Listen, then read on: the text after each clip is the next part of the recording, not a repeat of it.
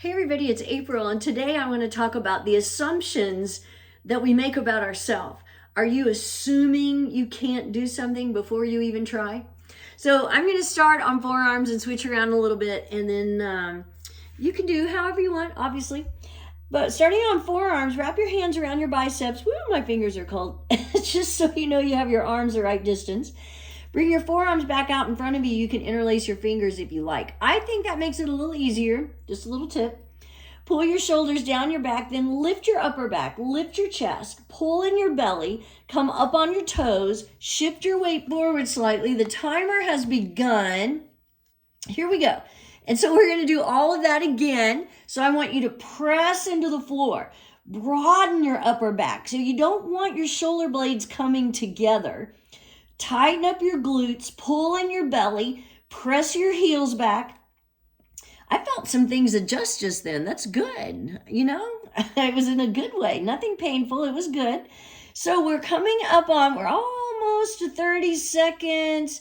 There we are. Yep, 30 seconds. So make sure now that you've done it a second time, everything should be engaged. So you probably have to check back in though with your abs, pull them in again. The longer you hold, the more things start to sag a little bit. You relax, you forget to engage. It's just common. And that's why you're constantly reminding yourself, pull in your belly. Tighten up your glutes. Press into the floor. We're coming up on 1 minute. I'm going to switch to my hands. You do not have to switch.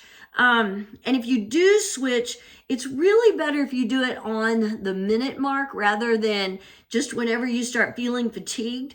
Because a lot of times what happens is you end up just switching all the time and you're not really holding.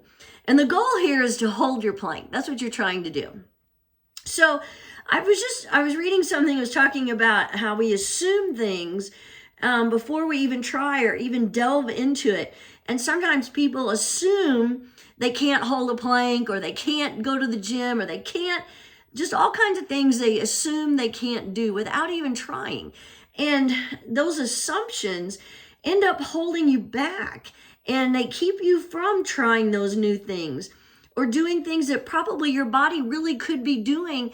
But because you have those assumptions, you're never going to find out to see if it will. Now, there are some things, if you have some kind of injury, 2 minutes, I'm going to switch to my forearms and lift a leg.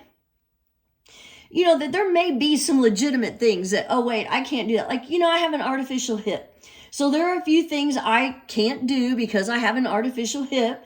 But a lot of times I don't just decide that by looking at a pose or something that someone's doing. I'll try it out first and then go, oh, wait, that's not going to work with my hip or whatever. And that's okay. But at least I know 2:30 switching legs. At least I know that I tried. I didn't just decide because I assumed I couldn't do it. And you see how that can be detrimental to us because we start, easy for me to say, right? Because we just assume these things about ourselves. One of the very typical ones is, oh, I'm too old to do that. And that is absolutely not true. I'm 61 years old, 3 minutes, and I'm still planking, practicing yoga, doing handstands. I still do the splits. So the age that should not be an assumption that you're too old because that's just, you can't do something because of your age. Now, a lot of times we decide we can't do things, again, because of our age. And it's not really because of our age. It's just because we quit doing them. If somebody says, I can't do cartwheels anymore, 3:30, because I'm too old. Well, that's not true. Chances are you just quit doing cartwheels. I mean, because, as an adult, we a lot of times don't have that opportunity. So you can make the opportunity. Go out and do one in the grass. See if you can still do a cartwheel. But don't just assume these things. And again, especially because of age. I had somebody tell me, well, they couldn't learn to do a handstand because they were too old. Au contraire, I didn't learn to do a handstand 4 minutes.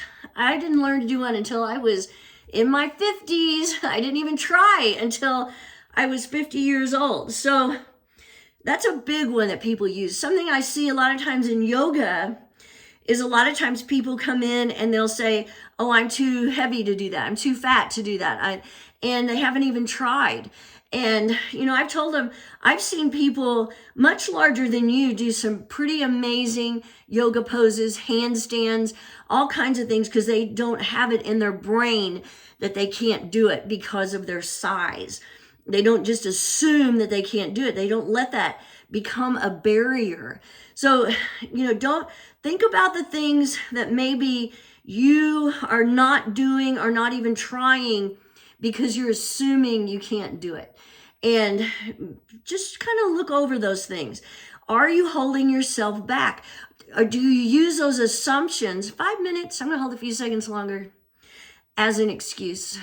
And that's very typical. It's human nature. It's nothing bad about you, but it's something to be aware of. So think about your assumptions. We're at 5:15.